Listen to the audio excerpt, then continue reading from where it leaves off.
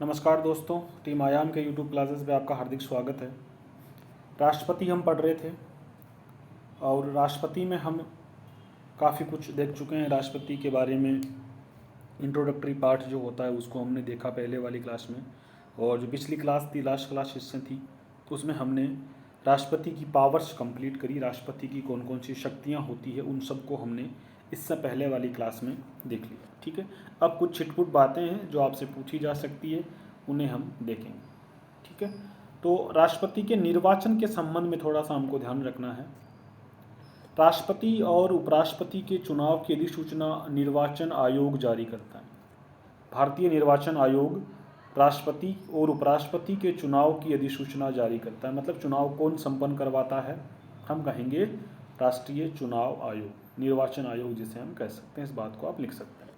Clear, आगे बढ़े।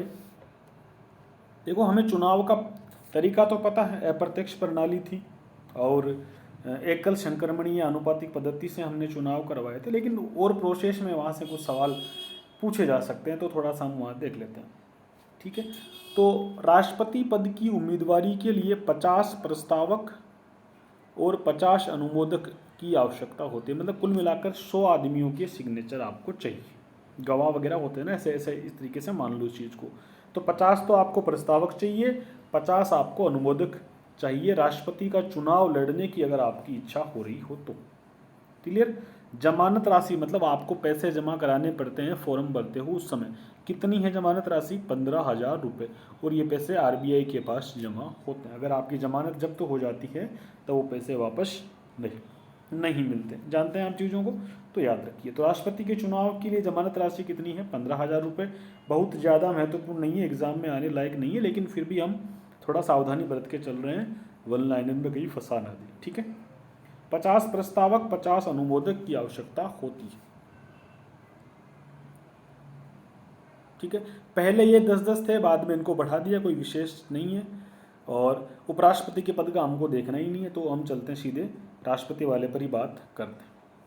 ठीक है, उपराष्ट्रपति के चुनाव का मुख्य निर्वाचन अधिकारी कौन होता है? राज्यसभा का महासचिव होता है। और ये चीज़ ध्यान रखना, राष्ट्रपति के चुनाव का मुख्य निर्वाचन अधिकारी कौन होता है? लोकसभा का महासचिव। देखो, चुनाव आयोग तो चुनाव कराता है, नो डाउट, लेकिन अगर ये पूछ ले राष्ट्रपति के चुनाव का मुख्य निर्वाचन अधिकारी कौन होता है, तब आप कहेंगे लोकसभा का महासचिव।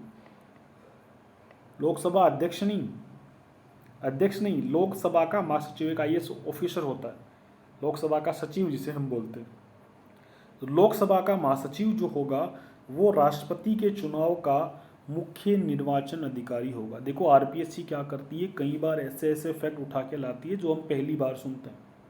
तो हो सकता है इधर से कोई फैक्ट उठा ले कि राष्ट्रपति के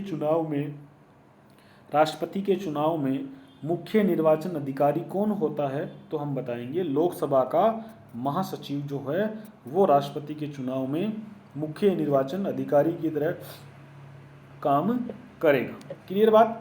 चलिए आगे बढ़ते हैं। ये बात उपराष्ट्रपति का आपको देखना नहीं, जो भी फैक्ट उपराष्ट्रपति के बारे में आते हैं उनको हमें इग्नोर करना है। अब एक सवाल आपके जहन में बार बार आता होगा, एक सवाल कई बार मैं खुद भी आपको कहा हूँ कि भाई भारत का राष्ट्रपति एक रबड़ स्टाम्प की तरह है। लेकिन देखो, प्रैक्टिकली तो है, लेकिन फिर क्या इतना पॉजिटिव होकर रहना बहुत ज़रूरी है। हमें ये दिखाना है कि हमारा राष्ट्रपति पावरफुल है। ठीक है, तो हम उसका आंसर किस तरह से करें, तो यहाँ से भी आपके सामने कुछ प्री के सवाल बन सकते हैं। वैसे ये सवाल मेंस के लिए बन सकता है, लेकिन यहाँ हमको प्री के पर्पज से याद करना है। कुछ ऐसी शक्तियाँ हैं जो राष्ट्रपति की, हमें वापस यहीं पे सवाल शक्तियों के बारे में आएगा, लेकिन हो सकता है इधर प्री का सवाल बना करके निकाल दे, इसलिए थोड़ा सा देखना है। भारत में ब्रिटेन की तर्ज पर संसदीय शासन व्यवस्था को अपनाया गया। बिल्कुल हम जानते हैं कि भारत ने संसदीय व्यवस्था को अपनाया, जिसमें कार्यपालिका के 2 प्रमुख होते हैं। एक तो होता है नाम मात्र का प्रमुख, एक होता है वास्तविक प्रमुख। यानी संसदीय व्यवस्था में जो कार्यपालिकाएं होती है, जो मंत्री परिषद के उसमें एक सरकार बनती है, उस सरकार के 2 प्रकार के मुखिया होते हैं। एक मुखिया तो होता है नाम मात्र का, जिसे हम राष्ट्रपति कह सकते हैं, और एक मुखिया होता है वास्तविक, जिसे हम प्रधानमंत्री कहते हैं। तो नाम मात्र का मुखिया जो होता है वो तो होता है राष्ट्रपति, और जो वास्तविक मुखिया होता है उसे कहते हैं हम प्रधानमंत्री। ठीक है।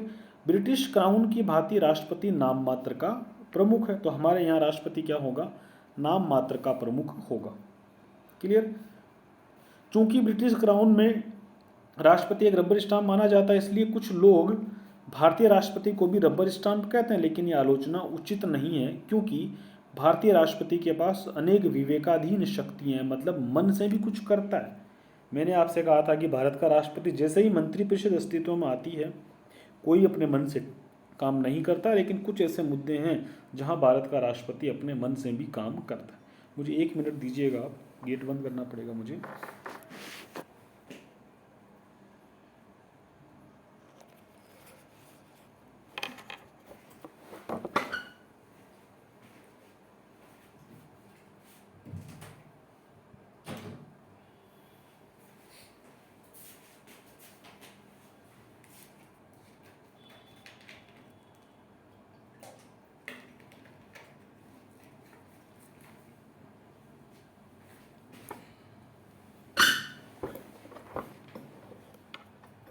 ठीक है।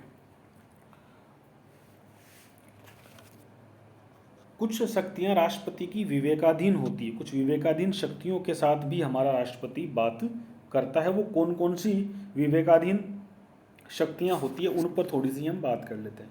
विवेकाधीन का मतलब होता है मन से। राष्ट्रपति अपने विवेक से कहाँ कहाँ पर काम करता है, उन पावर्स को हम यहाँ पर देख सकते हैं कि कहाँ कहाँ राष्ट्रपति अपने मन से, अपने विवेक से भी शक्तियों का प्रयोग करता है। देखो, पहली शक्ति कहाँ कर सकता है, यदि आम चुनावों में किसी दल को स्पष्ट बहुमत नहीं मिलता है, तो राष्ट्रपति ये निर्धारित करता है कि किसे सरकार बनाने के लिए आमंत्रित किया जाए। चुनाव हो गए, चुनाव के रिजल्ट आ गए, किसी भी दल को बहुमत नहीं मिला, ऐसी स्थिति में किसको प्रधानमंत्री नियुक्त किया जाए, ये डिसाइड करने का काम किसका है, राष्ट्रपति। अब यहाँ उसको कोई सलाह देने वाला नहीं है, क्योंकि जब सरकार होती है तब तो मंत्रिपरिषद होती है, जब मंत्री होते हैं तब प्रधानमंत्री होती है, उसकी टीम होती है। लेकिन चुनाव संपन्न हुए, किसी भी दल को स्पष्ट बहुमत नहीं मिला है, तो सिंपल सी बात है, राष्ट्रपति को सलाह कौन देगा, वहाँ राष्ट्रपति को मन से काम करना पड़ेगा। तो पहली शक्ति तो ये हुई कि यहाँ राष्ट्रपति विवेक की शक्ति का अपने विवेक से प्रयोग करता है। यदि लोकसभा में मंत्रिपरिषद के विरुद्ध अविश्वास प्रस्ताव पारित किया होता है, तो राष्ट्रपति के निर्णय ले सकता है कि लोकसभा को भंग किया जाए या किसी अन्य को सरकार बनाने के लिए आमंत्रित किया जाए। यदि लोकसभा में सरकार के विरुद्ध, मतलब मंत्रिपरिषद के विरुद्ध अविश्वास प्रस्ताव लाया जाए, कोई अगर अविश्वास प्रस्ताव लेकर के आए विपक्षी दल, उसके पारित होता है, तब राष्ट्रपति, अगर वो अविश्वास प्रस्ताव पारित होता है तो राष्ट्रपति को ही अपने मन से, क्योंकि वहाँ सरकार फिर भंग हो जाती है। ठीक है, यानी सरकार विश्वास में रही नहीं, ऐसी स्थिति में वो सोच सकता है कि क्या इसे भंग करें या किसी दूसरी सरकार को आमंत्रित किया जाए। इस स्थिति में भी राष्ट्रपति के पास अपने विवेक से निर्णय लेने की शक्ति होती। 2 स्थितियां हमने देखी। अगली स्थिति देखते हैं कहाँ वो अपने विवेक से काम कर सकता है। यदि लोकसभा भंग हो जाती है तो नीतिगत मामलों में राष्ट्रपति मंत्रिपरिषद की सलाह को मानने के लिए बाध्य नहीं है। अगर लोकसभा भंग हो गई, ऐसी स्थिति में राष्ट्रपति फिर मंत्रियों की बात को मानने के लिए बाध्य नहीं है, और राष्ट्रपति अपने विवेक से मंत्रिपरिषद की सलाह को एक बार पुनर्विचार के लिए भी लौटा सकता है। तो पुनर्विचार के लिए लौटाने के वक्त, क्योंकि सरकार तो चाहेगी नहीं कि भाई उनकी बात नहीं माने, सरकार तो यही चाहेगी, मंत्रिपरिषद तो हमेशा चाहेगी कि उसकी बात को माने। भाई जो भी सलाह देता है वो ये थोड़ी चाहता है कि मेरी सलाह आप नहीं मानो, सलाह देने वाला तो हमेशा यही चाहेगा कि उसकी सलाह को माना जाए। तो अगर आप किसी बिल को वापस एक बार लौटा रहे हैं, तो ये वाली स्थिति जो है ना, यहाँ भी आप क्या कर सकते हैं, अपने विवेक से काम करते हैं। बहुत ही कम अपवाद स्वरूप ऐसी 3-4 स्थितियाँ बन रही है जहाँ राष्ट्रपति अपने विवेक से काम करता है। मंत्रिपरिषद की सलाह को एक बार पुनर्विचार के लिए लौटाना, और दूसरा क्या है, लोकसभा भंग हो जाती है तो नीतिगत मामलों में वो बाध्य नहीं होगा उसके लिए कि वो मंत्रिपरिषद की बात को माने। क्लियर। अगली चीज देखो, राष्ट्रीय आपातकाल की घोषणा के समय, थोड़ा इसको बड़ा कर लेते हैं। राष्ट्रीय आपातकाल की घोषणा से पहले राष्ट्रपति पर यह सुनिश्चित करना होता है कि लिखित सलाह पर वो मंत्रिमंडल के, इसको ठीक से पढ़ते हैं, राष्ट्रीय आपातकाल की उद्घोषणा से पहले राष्ट्रपति ये सुनिश्चित करता है कि लिखित सलाह पर मंत्रिमंडल के सभी सदस्यों के हस्ताक्षर है अथवा नहीं। यहाँ भी आपको समझना पड़ेगा। यहाँ भी हम कह सकते हैं कि राष्ट्रपति क्या कर रहा है, अपने विवेक से थोड़ा बहुत काम कर रहा है। मान लो प्रधानमंत्री ने राष्ट्रपति से कहा कि आपातकाल लगा दो, तो राष्ट्रपति अब यहाँ ऐसा नहीं कि वो सलाह मानेगा या पुनर्विचार लौटाएगा, नहीं। राष्ट्रीय आपातकाल के समय उसका क्या काम बन जाता है, राष्ट्रीय आपातकाल के समय राष्ट्रपति लिखित सलाह मानेगा। मतलब यदि प्रधानमंत्री और 4 मंत्री आकर के बोल के जाए कि साहब देश में हालात खराब है, आप आपातकाल लगा दीजिए, राष्ट्रपति नहीं लगाएगा। क्या मिलेगा उसे, लिखित सलाह मिलेगी, और लिखित सलाह पर मंत्रिमंडल के सदस्यों के, कैबिनेट के साइन होंगे, हस्ताक्षर होंगे, तभी वो लगाएगा। तो यहाँ पर भी वो अपने मन से कुछ ना कुछ कर रहा है, अपने मन से कुछ ना कुछ कर रहा है। तो ये क्या हुई, उसकी विवेक की शक्ति हुई। समझ में आया बात को। राष्ट्रपति पीएम से कार्यपालिका के कार्यों पर कार्यपालिका के कार्यों व विधायिका के प्रस्तावों से संबंधित सूचना मांग सकता है। राष्ट्रपति को कभी कभी लगे कि प्रधानमंत्री के साथ बात करके कि भाई सरकार में क्या चल रहा है, कौन सा मंत्री क्या काम कर रहा है, कौन से डिपार्टमेंट में क्या काम हो रहा है, ऐसी कुछ सूचना वो मांग सकता है। तो यहाँ भी वो अपने मन से ही मांग रहा है, क्योंकि जो सलाह दे रहा है उसी से तो मांग रहा है, तो सलाह लेने वाली बात तो आई नहीं। तो ये काम भी हम कह सकते हैं कि विवेक से हो रहा है। तो कुछ अपवाद स्वरूप विवेकाधीन शक्तियाँ इसके पास अभी बनी हुई है। यदि किसी मंत्री ने विनिश्चय किया, मतलब कोई निर्णय लिया है, लेकिन मंत्रिपरिषद के ने यदि किसी मंत्री ने विनिश्चय मतलब निर्णय किया है, लेकिन मंत्रिपरिषद ने इस पर विचार नहीं किया है, तो राष्ट्रपति पीएम से ये अपेक्षा करता है, ये उम्मीद करता है कि वह उस पर मंत्रिपरिषद से चर्चा करे। यदि राष्ट्रपति को लगे कि भाई किसी मंत्री ने कोई निर्णय ले लिया, लेकिन वो मंत्रिपरिषद को बताया ही नहीं है, क्योंकि देखो सामूहिक रूप से निर्णय लिए जाएंगे। शिक्षा मंत्री कोई निर्णय लेगा ना, वो पूरी मंत्रिपरिषद को पता होगा। सामूहिक भावना पर, एक परिवार की भांति काम करते हैं ये लोग। केंद्र सरकार में ये लोग क्या होते हैं, जितने भी मंत्री बने होते हैं, ये अकेले डिसीजन नहीं लेते, ये एक परिवार की भांति काम करते हैं। और अपने, चाहे उनका डिपार्टमेंट अलग हो, वित्त मंत्री कोई निर्णय लेगा तो पूरी मंत्रिपरिषद की मीटिंग में उसकी बात उठेगी। शिक्षा मंत्री कोई निर्णय लेगा तो उसकी पूरी मंत्रिपरिषद में बात उठेगी।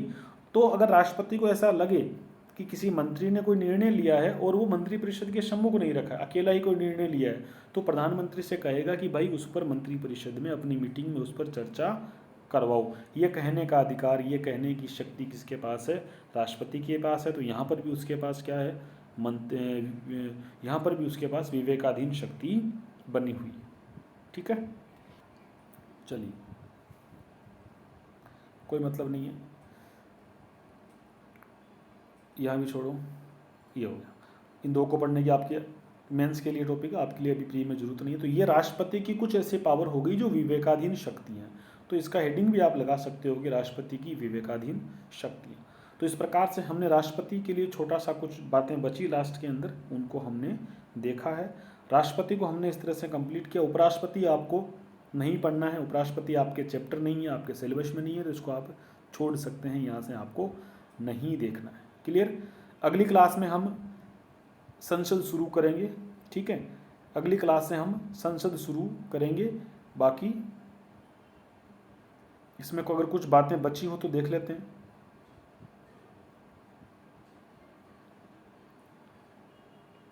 उपराष्ट्रपति इसमें ख़त्म है। उपराष्ट्रपति के बाद यहाँ पर एक और कुछ बात लिख लो, छोटी मोटी जो चीज़ें आपके काम की हो सकती हैं। एक चीज़ याद रखिएगा हमेशा, इसमें राष्ट्रपति और उपराष्ट्रपति के चुनाव से संबंधित विवादों की सुनवाई केवल सुप्रीम कोर्ट में की जा सकती है। इस बात को याद रखिएगा। राष्ट्रपति और उपराष्ट्रपति के चुनाव से संबंधित कोई विवाद आ जाए, ठीक है, तो उस विवाद की सुनवाई केवल और केवल सुप्रीम कोर्ट में की जा सकती है। राष्ट्रपति की समाधान शक्तियां आपको अनुच्छेद 72 में मिलेगी, 72 में आपको मिलेगी राष्ट्रपति की समाधान शक्ति, याद रखिएगा। ठीक है, और राष्ट्रपति की सलाह के लिए एक मंत्रिपरिषद होगी, पहले ही मैं आपको लिखा चुका हूँ 74 के अंदर 74 आपको याद होगा। और उस मंत्रिपरिषद का मुखिया कौन होगा, प्रधानमंत्री होगा। ठीक है, चलिए देखो 42वें संविधान संशोधन से में ये कहा था, इसको मैं आपको पहले वहाँ जब हमने संविधान संशोधन पढ़े वहाँ इसको बता चुका हूँ, लेकिन थोड़ा सा और देख लीजिए। 42वें सीए का मतलब संविधान संशोधन, कॉन्स्टिट्यूशनल अमेंडमेंट। 42वें संविधान संशोधन से राष्ट्रपति मंत्रिपरिषद की सलाह से कार्य करेगा, बाध्य होगा, ये 42वें संविधान संशोधन ने तय कर दिया था। लेकिन फिर 44वें से क्या किया कि राष्ट्रपति एक बार पुनर्विचार के लिए लौटा सकता है। तो ये राष्ट्रपति की जो एक बार पुनर्विचार के लिए लौटाने की जो पावर है ना, ये किससे मिलती है? 44वें संविधान संशोधन से मिल रही है। 1978 में ये हुआ था 44वां संविधान संशोधन। ठीक है। राष्ट्रपति प्रधानमंत्री की नियुक्ति करेगा तथा प्रधानमंत्री की सलाह से मंत्रियों की नियुक्ति करेगा, इसमें भी आपको पहले पढ़ लिया। ठीक है। मंत्रियों की कुल संख्या लोकसभा की संख्या की 15% से ज़्यादा नहीं होनी चाहिए, ये हमें 91वें संविधान संशोधन से तय किया गया था। ठीक है। दल बदल का दोषी व्यक्ति मंत्री नहीं बन सकता, ये भी 91वें संविधान संशोधन से तय हुआ था। अगर मान लो कोई एमपी ऐसा है जिसने दल बदल कर दिया, जिस पार्टी से जीत के गया उस पार्टी को छोड़ करके सत्ताधारी दल में मिल गया बिना इस्तीफा दिए, तो उसकी एमपी गिरी चली जाएगी और उसको अगले चुनाव तक वेट कराने का कोई मतलब नहीं है, उसको मंत्री नहीं बनाओगे। तो दल बदल का दोषी व्यक्ति जो है वो मंत्री नहीं बन सकता। ठीक है। हाँ, वो अगली लोकसभा वगैरह में जब वापस आए तब बने, अलग बात, लेकिन पार्टी छोड़ते ही वो मंत्री नहीं बन सकता, ऐसा याद रखिएगा। ठीक है। सभी मंत्री राष्ट्रपति के प्रसाद पर्यंत अपने पद पर बने रहते हैं, याद रखेंगे। मंत्रिपरिषद सामूहिक रूप से, ये सभी कथन जो आ रहे हैं सत्य सत्य में काम आएंगे आपके, इसको एज इट इज याद रखिएगा। मंत्रिपरिषद सामूहिक रूप से लोकसभा के प्रति उत्तरदायी होती है। कोई मंत्री यदि 6 माह में संसद का सदस्य नहीं बनता है तो उसका मंत्री पद समाप्त हो जाएगा। याद रखिएगा, अगर कोई व्यक्ति है जिसको मंत्री बना दिया है लेकिन वो सदन का सदस्य नहीं है, कभी कभी ऐसा होता है, किसी स्पेशलिस्ट व्यक्ति को हम मंत्री बना देते हैं लेकिन वो लोकसभा का या राज्यसभा का सदस्य नहीं होता है, तो उसको मिनिमम 6 महीने में क्या होता है, चुनाव जीत करके या फिर राज्यसभा में चाहे मनोनीत तरीके से ही आए, उसको क्या होता है, सदन का सदस्य बनना होता है। अगर वो नहीं बन पाता है तो उसकी फिर मेंबरशिप चली जाती है। ठीक है। संघ की सभी कार्यपालिका शक्तियों का प्रयोग राष्ट्रपति से किया जाएगा, सब बातें हमने पहले से ही पढ़ रखी है, तो यहाँ पर कोई दिक्कत नहीं है। राष्ट्रपति का चैप्टर हमारा खत्म हुआ है। राष्ट्रपति में हमें इतना ही पढ़ना है, और चीज़ें राष्ट्रपति में नहीं पढ़नी हमको। ठीक है। तो अगर आप देखना चाहें और एक चीज़ बच गई है तो इसको हम ले सकते हैं, कुछ विशेष नहीं है, वैसे ना भी करे तो भी ठीक है, कुछ खास नहीं है, छोड़ दीजिए। जब प्रधानमंत्री पढ़ेंगे, मंत्री पद पढ़ेंगे, वहाँ वापस आ जाएगी। तो ये राष्ट्रपति का चैप्टर हमारा कंप्लीट हुआ। अगली क्लास में हम संसद को कंप्लीट करेंगे। तब तक के लिए आपको ऑल द बेस्ट, मेरी ओर से बहुत बहुत शुभकामनाएं।